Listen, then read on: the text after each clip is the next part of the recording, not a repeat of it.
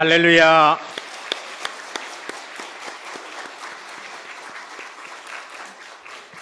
어느 교회 찬양대보다 영성 있는 찬양입니다. 크게 하나님께 다시 한번 영광 돌리겠습니다.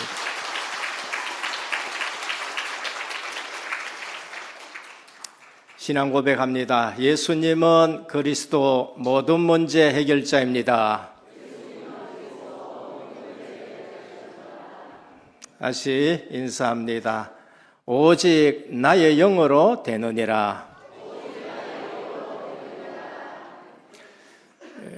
기도해 주셔서 대만 선교 강의 잘 다녀왔습니다.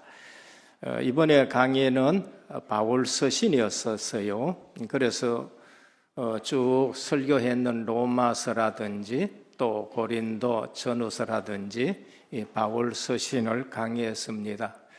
선교지 가면은 우리가 생각하지 못했던 돌발 상황들이 참 많이 있습니다. 한 번은 케냐 가가지고 아침에 9시 내렸는데 도착하니까 목사님 그 지교회 한번 가보시겠습니까? 그러더라고. 그래서 뭐 지교회에 가보자고 강의는 이제 한참 내일 하니까 이제 케냐까지 비행기 많이 멀지만은 그래서 지교회 간다고 갔는데 뭐 1시간, 2시간이 아니에요.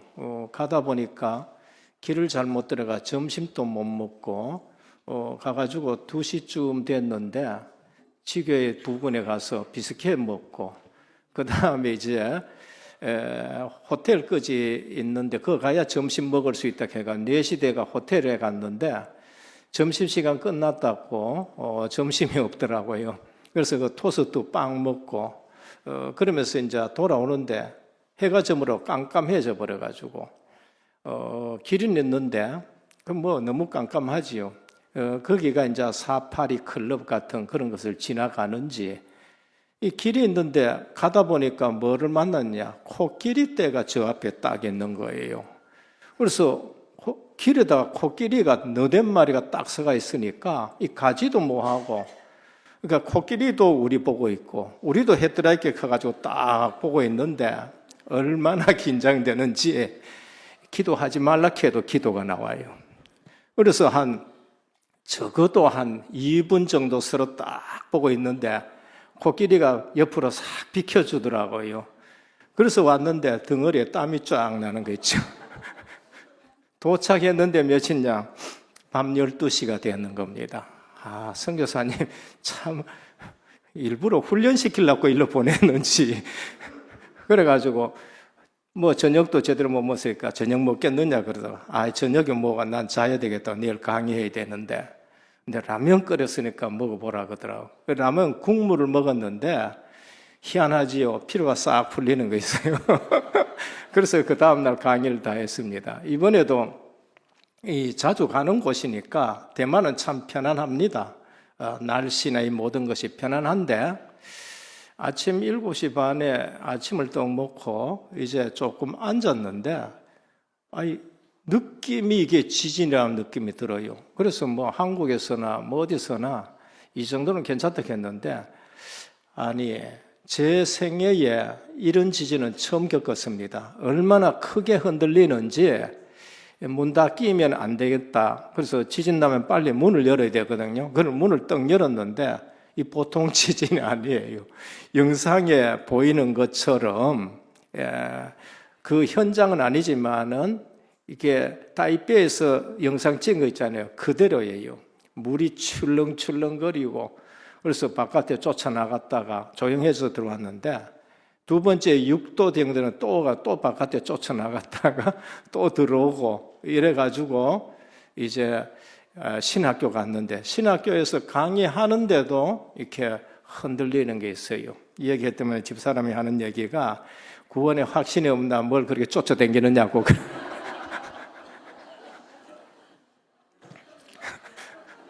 구원에 확신이 있어도 그거는 나가야 됩니다. 오늘은 그리스도인의 가정입니다. 오늘 설교는 조금 서론에 조금 어려운 부분을 조금 말씀드리겠습니다. 2000년 전에 쓰여진 말씀이고 모세는 3500년 전에 쓰여진 말씀을 우리가 보고 있습니다. 모세는 모세보다 수천 년 전에 내려오던 말씀을 기록했었습니다. 그래서 우리가 이 말씀을 대할 때에 꼭 세 가지는 우리가 기억하고 들으셔야 되는 겁니다. 그리고 교역자나 사역자들은 이 세 가지 기준을 가지고 말씀을 적용해야지, 그렇지 않으면은 사도 바울은 독신주의자를 주장하는 것이구나, 결혼은 하되 결혼하는 것보다는 더 독신을 주장하는 사도구나라고 오해할 수가 있는 것입니다. 그래서 말씀을 전하는 자나 듣는 자나 또 혹 사역자들이라도 세 가지 조금 어렵습니다. 그러나 꼭 기억하세요. 첫 번째는 우리가 하나님의 말씀을 대할 때에 역사적인 배경을 갖고 이해하고 그 말씀을 대해야 됩니다. 두 번째는 한 단어나 한 소절만 가지고 우리가 내가 좋은 요절만 붙들는 것보다는 앞뒤 문장이라든지 그 서신을 기록할 때에 원래의 목적이 뭔가 그것을 알고 그 구절을 우리가 대해야 됩니다. 그래서 전후 문맥에 대한 이해와 해석이 필요해요. 그렇지 않으면은 우리가 이단에 넘어갈 수 있는데, 이단에 넘어가는 사람들이 왜 넘어가느냐? 앞뒤 전후 문맥, 원래의 저자가 말씀하고자 하는 것을 놓치고 내가 좋아하는 말씀 중심으로 붙들었기 때문에 이단에 넘어가는 신앙이 됩니다. 마지막 세 번째는 반드시 구속사 중심으로 그 본문을 해석해야 돼요. 이걸 신학적 해석이라고 말씀합니다. 그래서 우리 은혜교회의 강단은 여러분들이 좋아하든 싫어하든 그거는 여러분 입장이고, 저는 이 세 가지 바탕에 의해서 늘 말씀을 전합니다. 그렇기 때문에 선지자들은 하나님이 주시는 말씀을 가감없이 전해야 돼요. 성도들의 입에 맞는 설교만 해서 되는 것이 아니고, 또 성도들이 싫어한다 해가지고 그 말씀을 깊이 해서가 아니고 성경에 있는 대로 하나님의 말씀을 그대로 전하는 것이 그게 선지자입니다. 그래서 구약의 선지자들이 돌 맞는 거예요. 왜냐하면은 백성들이 싫어하지만은 하나님의 말씀은 가감없이 전해야 되는 겁니다. 선지자 기준이 뭔가? 그게 신명기 18장 18절에서 22절입니다. 하나님이 모세에게 너와 같은 선지자를 하나 보낸다라고 말씀했어요. 그러니까 백성들은 그러면 그 선지자가 진짜 선지자인지 거짓 선지자인지 우리가 어떻게 알겠습니까? 구약에 거짓 선지자 많았다니까요. 그래서 왕이 내가 전쟁에 나가야 되느냐 나가지 않아야 되느냐 하니까 거짓 선지자들이 나가면은 승리합니다고 얘기했어요. 그래서 그럼 다른 선지자 하나 불러봐. 미가 선지자입니다. 불러가지고 얘기하니까 나가면 안 됩니다라고 얘기했어요. 그래서 거짓 선지자들이 미가의 뺨을 때리고 뭐 이런 일들이 있는 거죠. 그래서 하나님이 선지자나 주의 종들은 하나님의 말씀을 더하고 뺄 수 없습니다. 성경 제일 마지막에 요한계시록에 뭐라고 적어놨느냐? 이 예언의 말씀을 더하면은, 이 예언의 말씀 말고 여기서 더하면은 내가 저주를 더할 것이요, 이 말씀을 빼버리면은 생명책에서 너희 이름을 빼버리라고 말씀했습니다. 그래서 오늘 또 본문이 바로 그러합니다.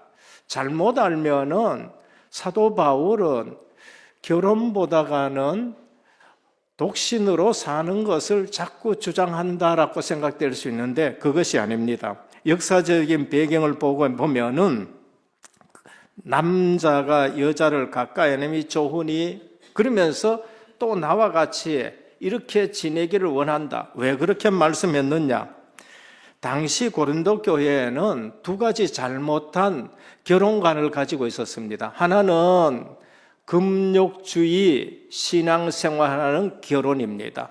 그래서 금욕주의 이 부분을 생각하는 무리가 있었는가 하면은 다른 하나는 제멋대로 식의 성적 방종주의가 있었습니다. 이거는 어디서 들어왔느냐? 헬라 철학 사상에서 들어왔고 이방 문화에서 들어온 것입니다. 그래서 고린도 교회 안에 그것이 들어온 거예요. 그래서 성적인 금욕에 대해서도 그리고 방종하는 그러한 생활에서도 권면하기 위해서 이렇게 말씀하는 거죠. 그래서 방종적인 성적 생활에 대해서 경계하기 위해서 남자가 여자를 가까이 안 함이 좋다 이 말입니다. 그리고 또 7절에 보면은 모든 사람이 나와 같기를 원하노라 독신주의자로 오해할 수 있습니다. 26절에 내 생각에는 이것이 좋으니 곧 임박한 환난으로 말미암아 사람이 그냥 지내는 것이 좋으니라라고 했었어요. 우리가 알아야 될 역사적인 배경은 뭔가?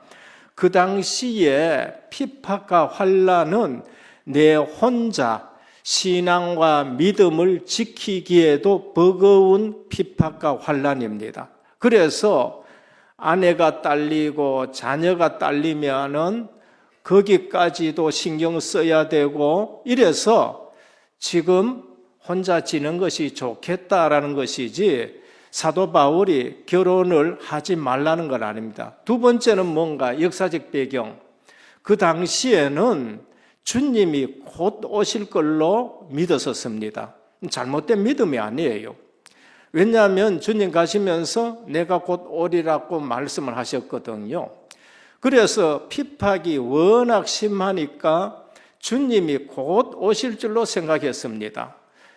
데살로니가 전후서가 신약성에서 제일 먼저 쓰여졌는데 왜 그럴까? 핍박이 너무 심했었고 그 당시에 그리고 핍박이 심한 그 시대에 모든 성도들은 뭐냐? 주님이 곧 오실 줄로 다 생각을 했었습니다. 부활하신 주님에 대한 그 예수 생명, 흑암 권세 꺾여지고 사망 권세가 깨어졌고 그래서 곧 오실 걸로 생각했기 때문에 핍박과 재림이 곧 있을 것이다. 그래서 데살로니가 교회는 믿음의 역사와 사랑의 수고와 소망의 인내가 있어서 굉장히 칭찬받는 교회였는데도 한 부분에서 재림신앙이 나쁘다는 건 아닌데 곧 오실 거라는 것 때문에 어떻게 했느냐? 오늘은 우리 집에서 밥 먹고 그리고 내일은 너희 집에 가서 밥 먹고 모레는 저쪽 집에 가서 어떤 집사님 집에서 밥 먹고 일할 필요가 없다는 거예요. 이게 이제 재림신앙에서 잘못된 겁니다. 92년에도 담임 선교회가 재림신앙을 가지고 전체 한국을 혼란시켰는데 그때 어떻게 했어요? 학교 가지 말라고 이렇게 했어요. 그래서 사도 바울이 뭐라고 하느냐? 우리의 신앙은 그런 거 아니다. 내일 주님이 오시더라도 오늘 우리는 일을 해야 되는 것이고 주님은 언제 올지 모르니까 우리가 깨어 기도하는 신앙을 가져야지 재림신앙이 해가지고 일 안 한다? 그건 틀린 것이다. 그래서 일하기 싫어하는 자는 먹지도 말라라고 하신 겁니다. 스피노자는 뭐라 했습니까?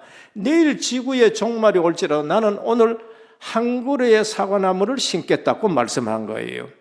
오늘 우리가 하나님의 말씀을 제대로 해석하고 제대로 적용하고 그래서 제대로 올바른 신앙생활하기를 축원합니다. 그래서 우리가 말씀을 제대로 알아야 되는 겁니다.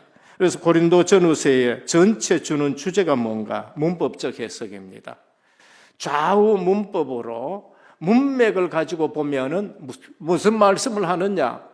하나님의 영광을 위해서 하라라는 것을 말씀합니다. 독신주의자가 아니고 우리가 받은 은사가 있는데 우리가 받은 은사가 있는데 내가 이렇게 결혼할 수도 있고 결혼하지 않을 수도 있다. 하나님이 주시는 은사가 있는데 그래서 먹든지 마시든지 무엇을 하든지 하나님의 영광을 위해서 하라라는 것이 주제인 것입니다.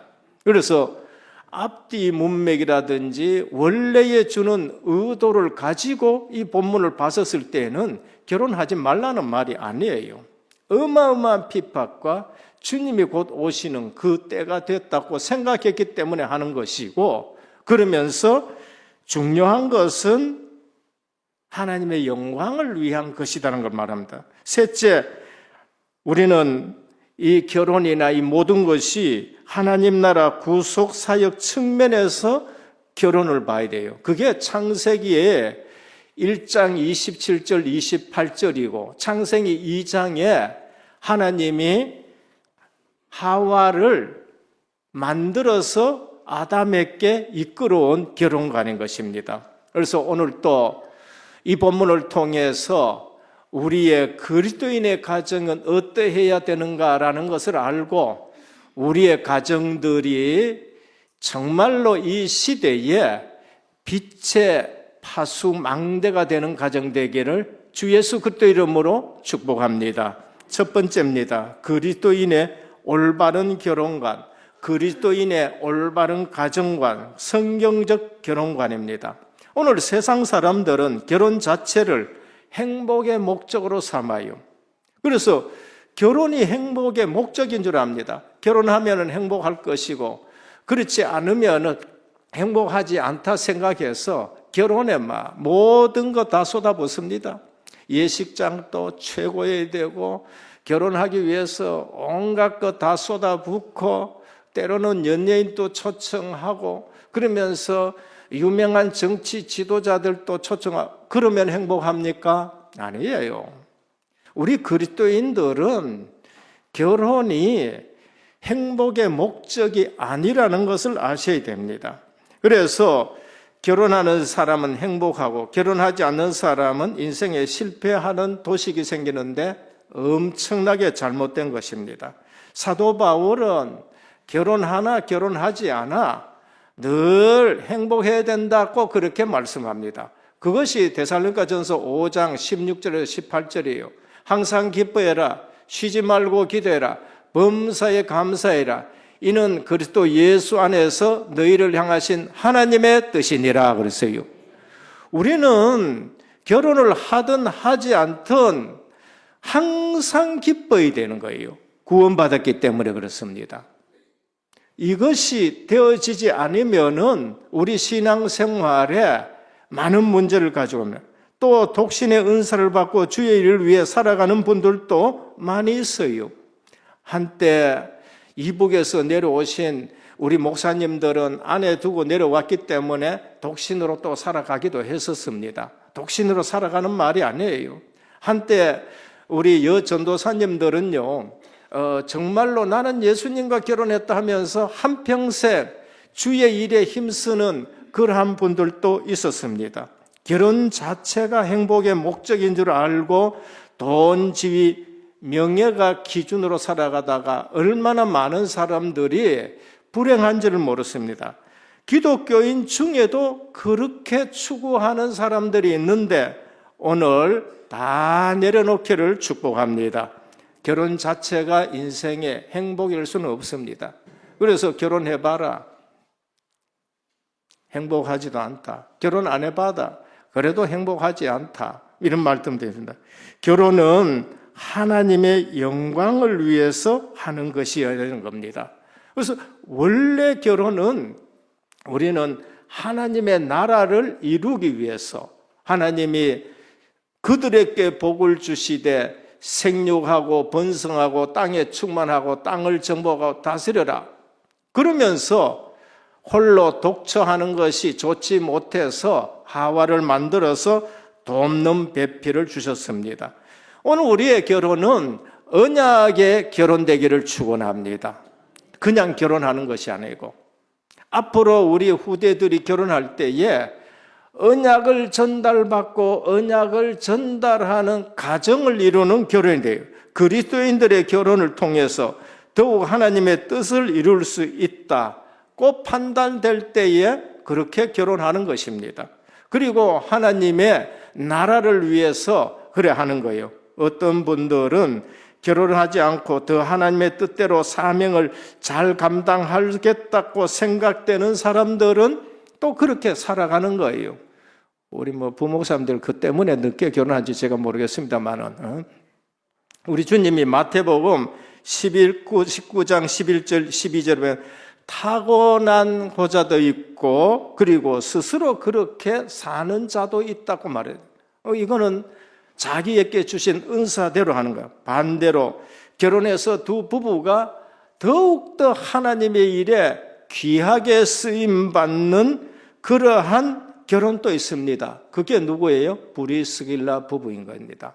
그분들은 이방인들이지만은 유대인과 이방인들의 결혼이지만은 그 결혼이 하나님 나라를 위해서 엄청나게 충성되게 쓰인 부부가 되는 것입니다. 오늘 본문에서 지적하는 것처럼 결혼하지 않을 때 남모르게 간음과 음행으로 우리 몸과 마음을 더럽힐 가능성이 있다면은 주의 영광을 위해서 교회의 덕을 위해서 결혼을 하라고 권면하는 것을 볼 수 있습니다. 그래서 그리스도인의 결혼은 결혼 자체가 행복이 아니라 독신으로 살든지 결혼을 하든지 하나님의 영광을 위해서 하라. 그게 고린도전서 10장 31절입니다. 그래서 고린도 교회는 이런 문제 저런 문제가 많이 있는데 그 중에서 먹을 수 있는 자유도 있고 그 다음에 먹지 못하는 믿음 있는 사람도 있고 그래서 어떻게 하느냐? 먹든지 마시든지 하나님의 영광을 위해서 하라는 겁니다. 내가 먹는데 먹지 못한 사람의 믿음이 손상이 간다. 그럼 하나님의 영광을 위해서 내가 그거 안 먹을 수 있는 덕을 가지고 그러면서 살아가는 거예요. 또 못 먹어서 믿음이 약한 분들은 먹는 사람을 보고 시험 들지 말고 그럴 수 있는 자유를 누리는 것이나 하고 자기 믿음을 높이면서 하나님의 영광을 위해서 살아가는 겁니다. 그래서 원래 결혼은 하나님이 제정하신 신성한 제도라는 것을 알아야 돼요. 하나님이 제일 먼저 세우신 제도와 기간이 뭔가? 가정이고 결혼인 것입니다. 인간이 타락하고 나서 하나님이 우리에게 세워주신 기관과 제도가 교회라는 것입니다. 그래서 태초에 하나님이 결혼 제도를 만드셨고 인간은 남편과 아내는 부모를 떠나 그 아내와 합하여 한 몸을 이룰 것이라고 말씀하셨습니다. 그래서 한 몸이 된 것이 결혼인 것입니다. 그렇기 때문에 부패한 죄성을 가진 인간들은 결혼은 반드시 그렇게 아름다운 것이라고만 생각해서도 안 되고 결혼이 또 그렇게 죄성 가진 것이기 때문에 비관적으로도 생각할 것이 아니고 남편과 아내는 하나님의 영광을 위해서 살아야 된다는 것을 말씀합니다. 그러면 어떻게 해야 돼요? 배우자가 믿든 안 믿든 하나님의 절대 계획이 있다는 걸 믿어야 됩니다. 그것이 오늘 뭐라 그러냐면은 그것이 하나님은 화평 중에서 너희를 부르셨다라는 것을 우리에게 말씀하는 것입니다. 하나님의 절대 섭리 속에 화평을 이루기 위해서 남편을 믿을 수 있도록 하기 위해서 아내를 믿을 수 있도록 하기 위해서 화평 중에 불렀다 절대 계획을 잡는 것입니다. 둘째입니다. 그리스도인의 성공적인 가정생활입니다. 우리 그리스도인의 성공적인 가정생활은 어떤 것이냐? 서로 간의 사랑과 사랑의 의무와 책임을 다해야 되는 거예요. 어떤 남편은요, 권리만 주장해요. 어떤 분은 의무만 하고 있는 겁니다. 우리는 의무와 권리가 다 있는 것입니다. 3절에 남편은 그 아내에 대한 의무를 다하고 아내도 그 남편에게 그렇게 할지라. 아내는 자기 몸을 주장하지 못하고 오직 그 남편이 하며 남편도 그와 같이 자기 몸을 주장하지 못하고 오직 그 아내가 하나니 그랬습니다. 우리에게는 아내에게도 남편에게도 의무가 있다는 것이요. 내 권리만 주장하는 것이 아니라 의무가 있어요. 내 몸이 내 몸이 아니고 남편 것이고 남편도 남편의 몸이 아니고 아내의 몸이라는 것입니다. 5절 서로 분방하지 말라. 다만 기도할 틈을 얻기 위하여 합의상 얼마 동안은 하되 다시 합하라. 이는 너희가 절제 못함으로 말미암아 사단이 너희를 시험하지 못하게 하려 함이라. 우리 신앙생활에, 우리 결혼생활에, 우리 가정생활에 사단이 틈타지 못하도록 권리도 사용하고 의무도 다 하라고 말씀합니다. 이 말씀은 직접적으로는 부부간의 성생활에 대한 언급이지만은 더 높게는 복음 안에서 영혼에 대해서도 책임져야 되는 거예요.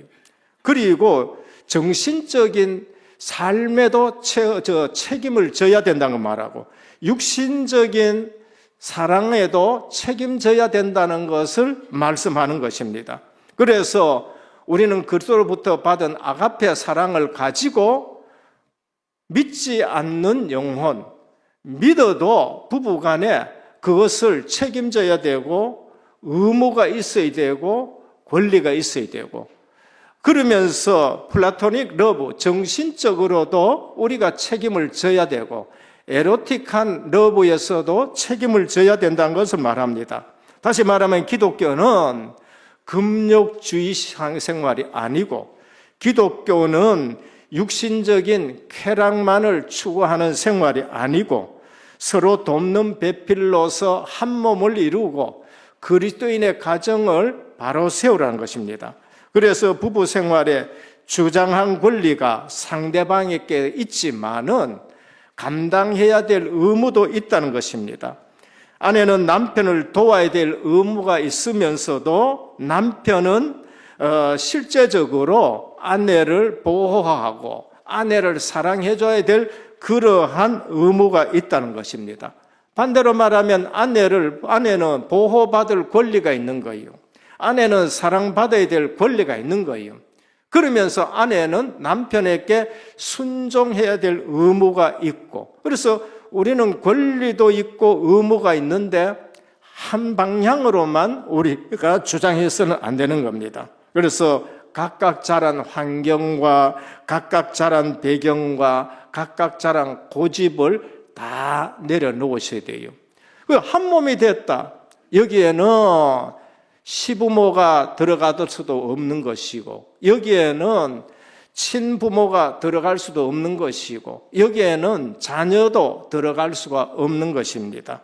그래서 사랑하고 보호해야 되는 대상이며 지체인데 유기체다라는 것을 우리에게 말씀합니다. 에베소 5장 25절에 28절에 보면은 아내들이여 자기 남편에게 복종하기를 주께 하듯 하라. 23절에 이는 남편이 아내의 머리됨이 그리스도께서 교회의 머리됨과 같음이니 그가 바로 몸의 구주신이라고 말씀합니다. 얼마나 가까웠냐. 그리스도가 교회를 사랑하는 것처럼 교회는 그리스도의 말씀에 복종하는 것처럼 그리스도와 교회는 한 몸인 것처럼 아내와 남편은 한 몸이라고 말하는 25절입니다. 남편들아 아내 사랑하기를 그리스도께서 교회를 사랑하시고 그 교회를 위하여 자신을 주신 같이 하라. 이와 같이 남편들도 자기 아내 사랑하기를 자기 자신과 같이 할지니 자기 아내를 사랑하는 자는 자기를 사랑하는 것이라. 아내를 미워하는 사람은 자기 인생을 미워하는 사람이에요. 아내를 미워하는 사람은 자기 인생을 파탄내는 사람이라는 것입니다. 남편의 말을 남편을 머리로 생각하지 않는 사람은 어떻게 하냐? 그리스도를 머리로 생각하지 않고 주의 종의 말을 아주 우습게 여기는 사람이다. 그거하고 똑같다는 것을 말씀합니다. 그래서 남편을 존경하고 그러면서 남편 말에 순종을 하고 남편은 아내 사랑하는 것이 자기 인생과 자기 몸을 사랑하는 것이다라는 것을 우리에게 말씀합니다. 그러면 사랑이 뭐냐?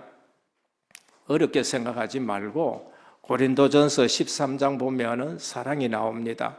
우리는 자꾸 사랑을 이상하게 추상적으로 생각하는데 고린도전서 13장에 사랑을 쭉 얘기하면서 뭐라? 사랑은 오래 참고 사랑은 온유하며 시기하지 아니하며 사랑은 자랑하지 아니하며 교만하지 아니하며 물에 행치 아니하며 자기의 유익을 구취하며 썩내지 아니하며 악한 것을 생각하지 아니하며 불의를 기뻐하지 아니하며 진리와 함께 기뻐하고 모든 것을 참으며 모든 것을 믿으며 모든 것을 견디느니라라고 말씀하는 겁니다. 오늘 또 이제 집에 가면 참으시길 바랍니다. 그게 사랑이에요. 이해가 안 됩니까? 영어로 할까요? 아내 보고 참으시기를 축복합니다. 남편 보고 참으셔야 돼요. 그게 사랑이라니까요. 우리는 사랑을 자꾸 자꾸 선물 사주지 말고 참으시길 바랍니다. 참으셔야 돼요. 그리고 아내한테 뭘 그래 자랑할 거 많습니까? 자랑하지 아니하고 마지막 세 번째입니다. 가정이 성교의 보루입니다. 우리 가정은 성교의 보루라는 거예요. 그래서 가정의 절대 계획을 찾으시길 바랍니다. 왜? 하나님의 화평 중에 우리를 부르셨어요. 화평 중에 불렀다는 말은 믿고 안 믿고가 내가 믿었다 그러면은 그분이 믿든 안 믿든 화평 중에 불렀기 때문에 화평 가운데 믿도록 만드는 것입니다. 마태복음 5장 13절 16절입니다. 가정이 성교의 보루입니다. 나 때문에 가정이 살아나야 돼요. 나 때문에 가정이 화목이 돼야 돼요. 나 때문에 가문이 하나가 되셔야 되는 겁니다. 뭐라고 했나? 너희는 세상의 소금이니 나 때문에 가정이 안 썩어야 된다는 걸 말합니다. 오늘 이런 성도 되기를 주님의 이름으로 축원합니다. 나 때문에 안 썩어야 된다니까요. 너희는 세상의 빛이니 했습니다. 나 때문에 가정의 어둠이 떠나가야 되는 것이에요. 뭐라 그랬습니까? 너희는 세상의 빛이니 사람이 산 위에 있는 동네가 숨기지 못할 것이요 사람이 등불을 켜서 말 아래 두지 아니하고 등경 위에 두나니 이름으로 집안 모든 사람에게 빛이 느니라. 이같이 너희 빛을 사람에게 비치게 하여 저희로 너희 행실을 보고 너희 착한 행실을 보고 하나님 아버지께 영광을 돌리게 하라 그러십니다. 제발 중요한 말씀은 좀 암송하시기를 축원합니다. 중요한 말씀들은 자녀들에게 암송하게 해야 돼요. 마태복음 5장 1절에서 20절까지는 그냥 암송시켜요. 그리고 고린도전서 13장 그냥 암송 다 시키시라니까요. 우리 때문에 복음 가진 내 때문에 집안에 어둠이 썩는 부분이 썩지 않게 되어야 돼요. 믿지 않는 배우자와 결혼한 상태에 있다. 절대 계획이 있어요. 기도하셔야 됩니다. 오늘 뭐라 합니까? 종교적인 신앙을 이유로 불신자 남편을 버리지 말라는 겁니다. 종교적인 이유 때문에. 나는 기독교 신자인데 당신은 안 믿지 않느냐? 그것 때문에 남편을 버리지 말라는 겁니다. 믿지 않아도 남편이 함께 살기를 원하면은 헤어지지 말고 같이 살아라. 왜? 하나님이 화평 중에 너희를 불렀다고 그래 말씀하는 거예요. 그리고 또 남편이 신앙 때문에 같이 못 살겠다 하거들랑 헤어져도 죄에 눌리지 말라고 그렇게 말씀합니다. 그래서 수동적인 측면에서 생각해야지 능동적으로 내가 이혼하자 그 말 하시면 안 돼요. 우리는 아셔야 됩니다. 하나님은 화평 중에 불렸다고. 그래서 신앙생활 하면서 입으로 자꾸 요맛한 것 가지고 이혼하자 이런 말은 입 밖에도 내질 말아야 돼요. 화평 중에 불렸다고 말씀합니다. 헤어졌다가 다시 결합하기를 원하면은 다시 결합해라. 잘했다. 더 잘해라. 비온 뒤에 더 굳어진다. 그렇게 말씀하는 거예요. 그리고 과부로 혹은 처녀로 홀로 살겠다. 오직 주님만 바라봐라 라고 말씀합니다. 그러나 음행이나 간음으로 죄짓기보다가는 결혼을 해라. 그렇게 지금 말씀하고 있습니다. 그런데 하는데 어떻게 했냐? 주 안에서 결혼해라. 믿는 자와 결혼해라고 합니다. 사도 바울은 내가 이게 너희들에게 올무가 되기 위해서 하는 것이 아니라 화평 중에 하나님이 우리를 부르셨고 자유를 누리기 위해서 그렇게 말씀하고 있다는 겁니다. 그러면 우리는 어떻게 해야 되냐? 가정이 복음 가진 나 때문에 가정이 성교의 보루가 되셔야 돼요. 가정에 어두움이 없어져야 되고 가정에 부패가 없어져야 되는 것입니다. 결론입니다. 사도 바울의 이 복음의 메시지는 2000년 전의 것입니다. 당시에 여성들은 지위도 없었고 권리 주장도 할 수 없었고 여성들은 정말로 이혼하고 뭐 이러면은 너무 어려운 것입니다. 그런데 사도 바울이 이 메시지를 한다는 것은 복음 안에서는 1000년, 2000년을 뛰어넘는 미래를 보는 것이에요.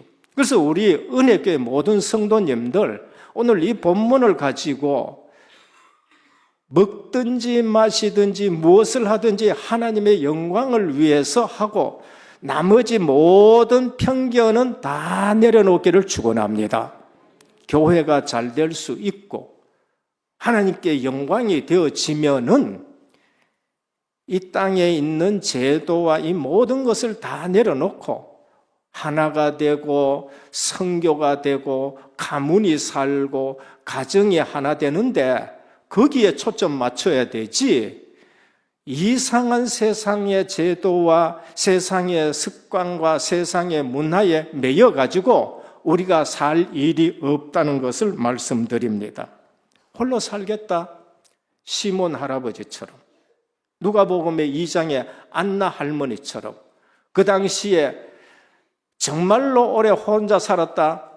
존경받는 과부로 존경받는 사람으로 너희가 생각하고 존경하라라고 그렇게 말씀을 합니다.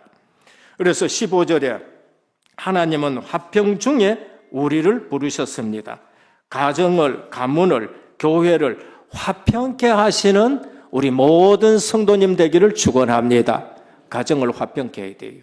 그리고 교회를 화평케 해야 되고 그러면서 빛으로 어두움을 물러내야 됩니다. 음행의 문제는 세계적인 어두움의 문제입니다. 시대적이고 세계적이고 사단의 어두운 덫입니다. 우리는 거기에 걸리면 안 되는 겁니다. 그래서 지난주 저지난주에도 말씀드려요. 그리스도인의 지위, 그리스도인의 위상 이거는 어마어마한 겁니다. 그래서 우리의 그리스도인은 우리 은혜교회 성도님들은 지위와 위상이 엄청나다는 것을 알고 하나님 나라를 위해서 살아가야 됩니다. 20절 25절입니다. 각 사람은 부르심을 받은 그 부르심 그대로 하나님과 함께 지내라 그럽니다. 독신으로 살아도 하나님과 함께 지내야 돼요. 부부가 지내도 하나님과 함께 지내야 돼요. 그게 임마누엘인 것입니다. 그래서 빛의 망대로 서셔야 되고 파수 망대로 서야 되고 성교의 보루가 되셔야 돼요. 35절입니다. 이것은 올무가 아니라 복음 안에서 흐트러짐이 없이 주를 섬기게 하려 하심이라고 말씀합니다. 올무가 아니고 하나님의 자녀로 흐트러짐이 없이 그러면서 세상 사람들이 볼 때에 하나님의 살아계심을 드러내는 그러한 가정이 되시고 그러한 중직자들이 되시고 그러면서 선교 사명이 잘 감당되어지는 은혜교회와 모든 가정 되기를 주 예수 그리스도 이름으로 축원합니다. 주님 감사합니다. 오늘 또 2000년 전에 주신 말씀인데 사도 바울은 복음과 주의 영광을 위해서 시대를 뛰어넘는 눈을 가지고 우리에게 말씀을 주셨습니다. 오늘 또 우리 개개인이 시대적인 이 말씀을 붙들고 선교의 보루로 서게 하여 주옵시고, 이 시대에 가정 살리고 교회 살리고, 하나님은 우리를 화평 중에 불러싸오니 가문 복음화의 기도의 자리에 서게 하옵소서. 은혜교회는 가정 복음화를 놓고 원네스 기도 속에 있습니다. 금토일 시대에 주님 앞에 나와 가정 복음화를 위해 기도하고 무릎 꿇는 그러한 공동체가 되게 하옵소서. 예수 그리스도 이름으로 기도드립니다. 아멘.